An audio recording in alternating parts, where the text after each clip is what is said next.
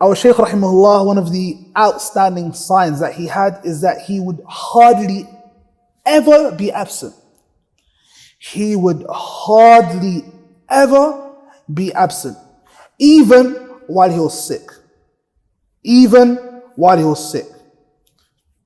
And one of the things that come to mind is that I remember once when we were sitting in the haram and the Shaykh was teaching عمدة التفسير اختصار تفسير بكثير by Shaykh Ahmed Shakir رحمه الله. The Shaykh was reading and he paused, and then he carried on again, and then he paused suddenly, and then he sort of blew up his mouth with air, and then the Shaykh vomited in the dars. The Shaykh rahimahullah ta'ala vomited in the dars. What does that tell you? The Shaykh came to the haram and came to the dars while he was sick. Dedication. None other than for the students of knowledge to benefit from the Shaykh. And when you find, subhanAllah, the Shaykh like that, you see how the students were with the Shaykh. I know people that used to come from Jeddah, okay, which is like an hour or so drive away from Mecca, yeah?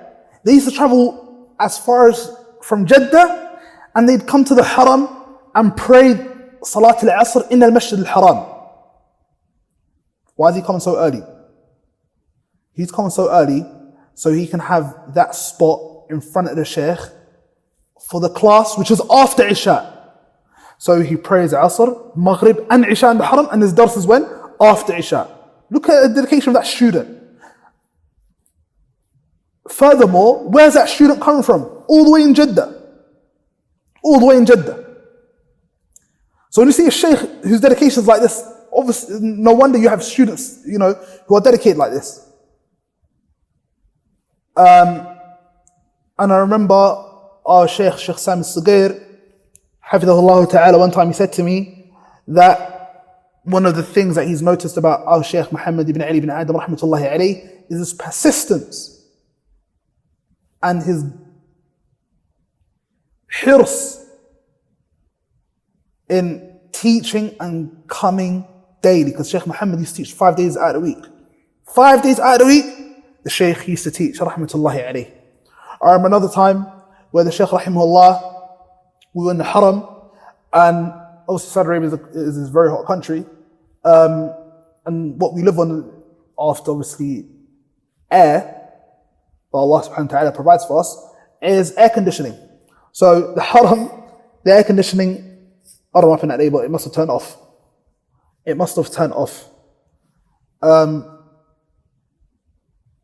And literally a good number of students, I'd say around 3/4 of the students, they took their shimals off. Some of them took their hats off because everyone's sweating.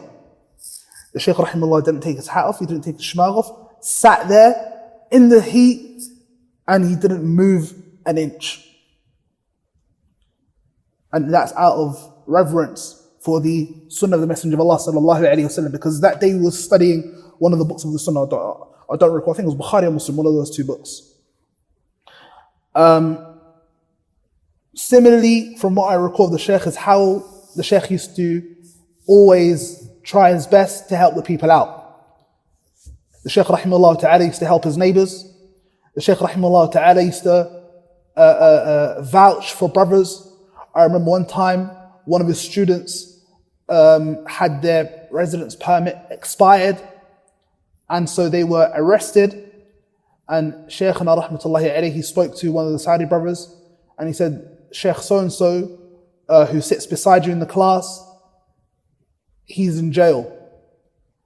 And obviously this brother had links and connections and what have you. And by the grace of Allah subhanahu wa ta'ala, that brother was in the dars the following day. And the Shaykh was so shocked, he said, how'd you do it? He goes, no worries, Shaykh, no worries. You just tell me what you want to do and I'll do it for you, Shaykh. And had it not been that for the Shaykh rahmatullahi alayhi speaking to that Saudi brother, who knows, that brother today would probably have been on his way back to his homeland. And this is in actuality taken from the hadith of the Messenger of Allah sallallahu alayhi wasallam, مَنِ اسْتَطَاعَ أَنْ يَنْفَعَ أَخَاهُ فَلْيَفْعَلْ. The Messenger of Allah sallallahu alayhi wa sallam said, whoever is able to benefit his brother, then let him benefit him, let him do so. Similarly, the Messenger of Allah sallallahu alayhi wa sallam said, إِشْفَعُوا فَلْتُؤْجَرُوا. Intercede for one another, vouch for one another, such that you may be rewarded.